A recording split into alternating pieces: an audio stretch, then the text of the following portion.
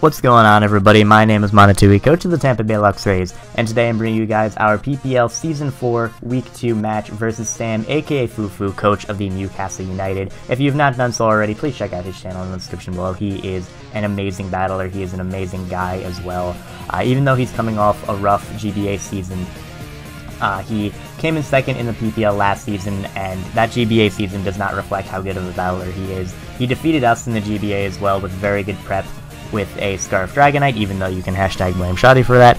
He still played his team very, very well, and I can absolutely not take any credit away from him. He is an amazing battler, and I know how good he can be. So this is definitely a very formidable opponent that we are going up against, but it is what it is. I'm looking forward to this rematch. I have an entire team builder dedicated to my team. However, for a quick rundown, we have our physically defensive Combine Mew, we have our Life Orb Heatmore, we have our physically defensive Taunt Jellicent, we have our Choice Banded Terrakion, we have our specially defensive Safety Goggles Skuntank, and we have our Nasty Plot Zap Plate Thunderous Incarnate. Now, a couple of things on my team are going to end up being useless because he did not bring certain mons, but that's totally fine.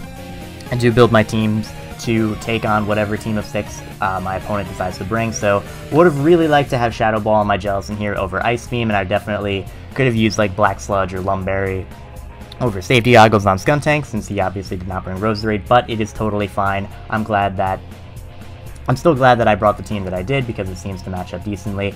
On my opponent's side, on Sam's side, he has the Talonflame, which is terrifying, the Golurk, the Mega Aggron, the Sylveon, the Starmie, and the Lantern. So about the team I expected. Kinda thought he would fit Roserade on there somewhere, but it ended up just being more of a scary thing to prep for than it did for my team, at least in his mind. So looking at this matchup, I decide I want to lead with Terrakion. It gets a gigantic hit off of whatever he wants to lead with. If he leads Lantern, I can go right for Earthquake, get some really nice damage onto it, and he can't knock me out with anything bar offensive Hydro Pump, which I'm not expecting him to be. I'm expecting him to be more defensive so that he can take on my Thundurus. So I'm going to lead with my Terrakion here.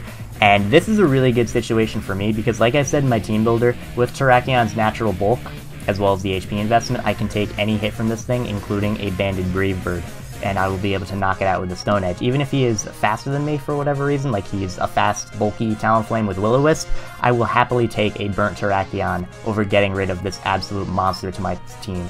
So as you're going to see here, he's going to go right for the Brave Bird. Based on this damage, he is definitely banded, so I can knock him out with this— fuck! God! Shit on my face! Sorry, so that sucks. So essentially, I just got a bunch of damage onto my Terrakion for no reason.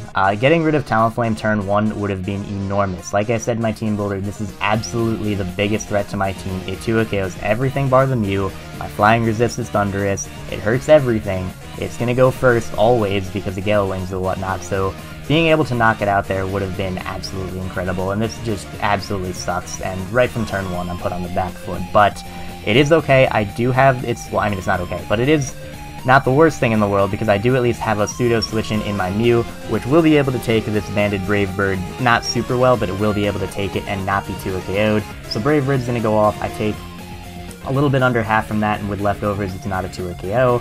So he's going to switch out into his Sylveon here as I go right for the Surf. I wasn't messing around with that Talonflame. And here my best play is just going for the Calm Mind. If he specs, he won't be able to knock me out or do 50% after the Calm Mind. And as you're going to see, he actually does end up being spec, so that does a ton of damage.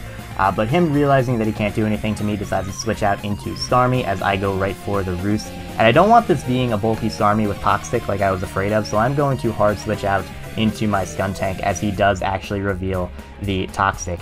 And here, I should have seen the Reflect type coming, but I just go right for the Pursuit anyway, in case he was not Reflect type. I should have seen this coming, because like I said, it was a defensive Starmie, it did have Toxic, but regardless, very good prep on his part anyway. Here, I'm going to go out into my Jellicent to absorb the Scald, and then I believe I'm going to double out into my Thundurus, predicting a Toxic. I don't want this thing Toxic, and I can't touch the Starmie anyway with my Jellicent, so I'm not going to bother. I'm just going to go right out into my Thundurus to absorb the Toxic, and here, I know he's 100% going out into his Lantern, so I'm going to pull the switch out into my Banded Terrakion once again, and I should be able to just click Earthquake. I don't think he's going to risk Talonflame, but he goes right out into his Talonflame, which sucks because I go for the Banded Earthquake. Once again, had I knocked out the Talonflame earlier on, I would have been able to freely click Earthquake here, and pretty much get a 2-KO on anything. If he went Starmie, he would have been forced to recover, and I could capitalize on that. but it is what it is. I was unable to knock it out, and he did make a very ballsy but very worthwhile play going into Talonflame. And now I'm put into another shitty position because my Mew cannot take 2 Brave Birds from the range it is at, even with a Leftovers recovery, and I don't necessarily want to stack anything to this, but I kind of have to, because like I said, I have nothing that can take Brave Birds from this thing. So what I'm actually going to end up doing is go out into my Mew so that I can get some recoil damage off onto this thing. And then, I know my Skuntank can live a Brave Bird, and he is more than likely going to die to recoil after the Brave Bird, so I'm going to go now out into my Skuntank so that this thing can kill itself with recoil. And as expected, I am able to survive, and he does kill himself with the recoil. Also, something I want to point out, I didn't mind my Mew taking that much amount of damage because I can Roost Up versus pretty much anything. I can Roost Up versus the Aggron as long as it does not have Toxic. I can Roost Up versus the Lantern, the Starmie if I have to, even though I don't necessarily want to get Toxic. Even though Synchronize could be nice, it's more than likely Natural Cure because it is defensive or it is bulky in some way. So that's that. Here, I'm going to save my Skuntank as possible fodder also, just in case it wasn't the time to Memento. I can't really sweep with my Thunders here anyway, and I figured he'd want to go for the attack because he wouldn't want my Terrakion to get a free switch in, so I hard switch out into my Jellicent, and here I'm going to pull a double, expecting him to switch out, but he just sets up his Stealth Rock. I didn't think he'd want to risk getting burnt or something like that, so I'm going to go out into my Mew, but this is totally fine because I can heal up versus this thing anyway, as he actually decides to go for the Taunt, so very good prep on his part, but we are able to get back to full health at least. So here, I'm going to go for the Psy Shock. I really thought his Sylveon or Lantern would want to come in. I revealed that I'm special, so he probably, with Calm Mind, so he probably didn't have to fear the Gunk Shot, but now he is going to go into Sylveon as I just hit this thing with a Surf. So I'm kind of getting all of these plays wrong, and that's going to be a theme you're going to see throughout this entire match, so feel free to pay attention to that. I really thought the first turn he would switch out, go into his Sylveon, so I went for Psy Shock just to get a little bit more damage with the Surf. Even if he went Lantern or something, I can hit that, or even Golurk I could have seen him go out into, I could have hit him with the Surf, but no, unfortunately that's not what happened. We end up hitting the Sylveon, and I need my Mew. It's really one of the best things I have to possibly win this game, so I'm just going to go out into my Skuntank and sack it off to the Stealth Rock, as I can now send out my Terrakion, and here, had I gone for close combat here, this Aggron would have taken a ton of damage, but no, I get this play wrong once again as I go for Stone Edge. I guess I should have gone for close combat there, but if he had gone into Golurk, I don't have a good switch in. He could have just clicked Shadow Punch and gotten a kill. Like, my Ghost Resist is dead, not that I would hard switch Skuntank in anyway.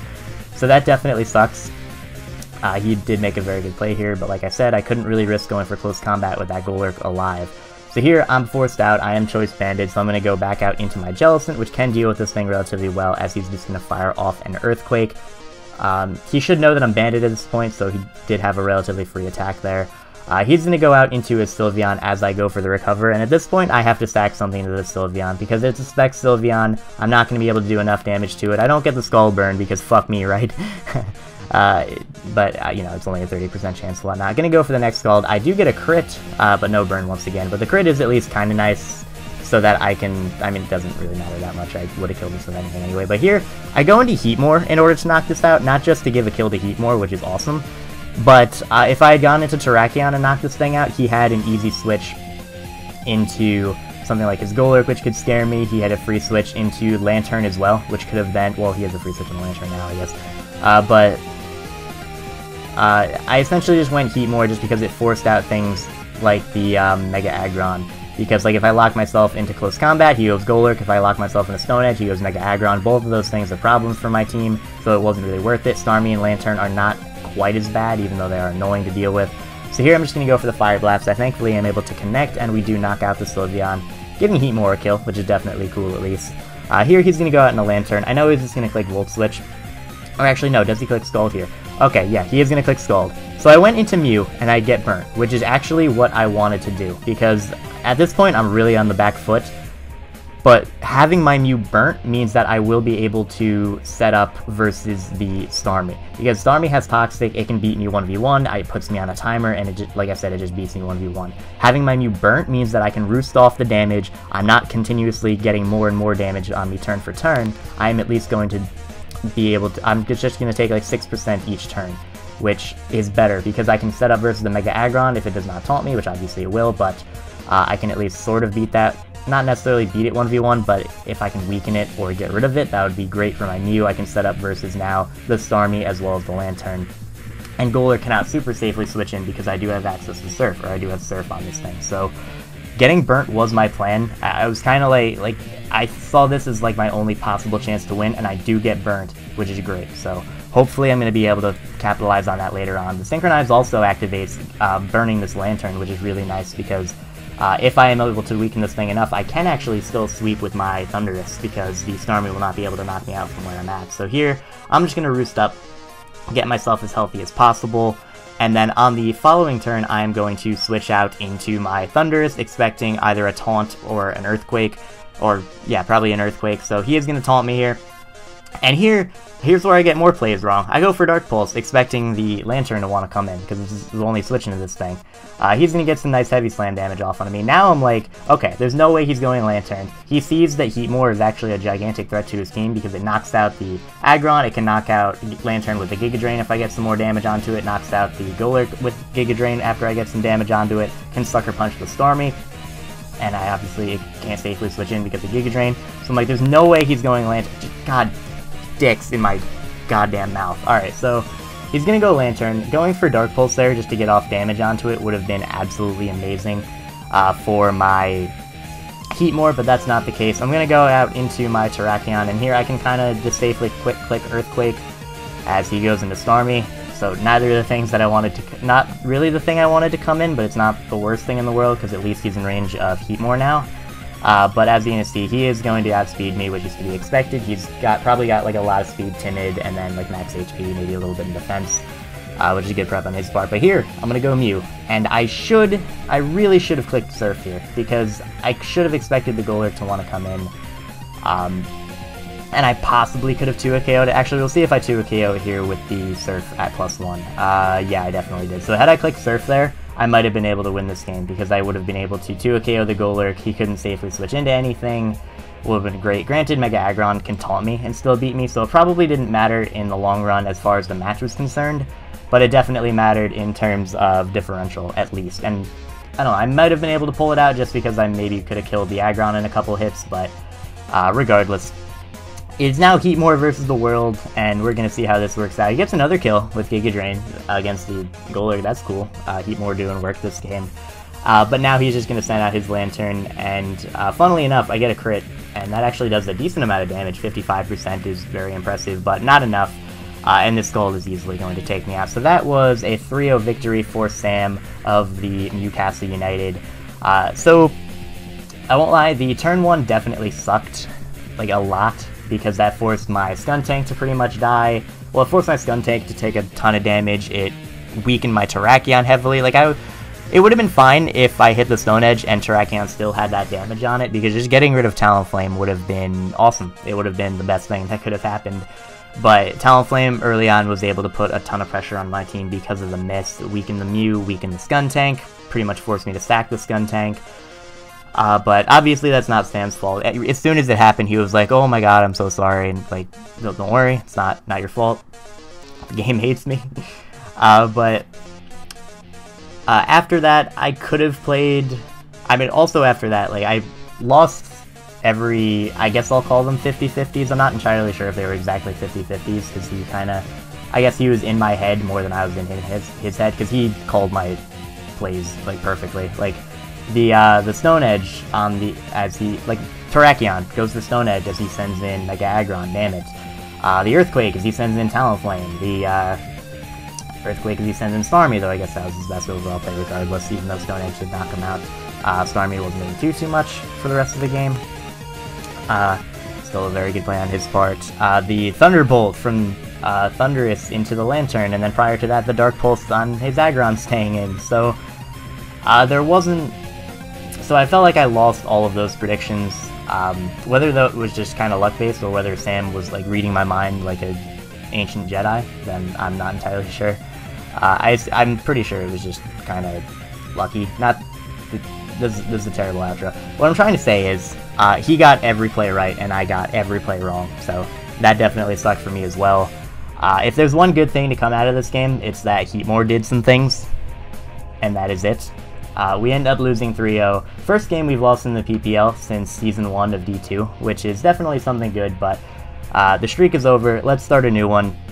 Next week, we have a very tough match versus Polymac, the only other person to get promoted alongside me last season from D2, so that's going to be a very fun match to play for sure.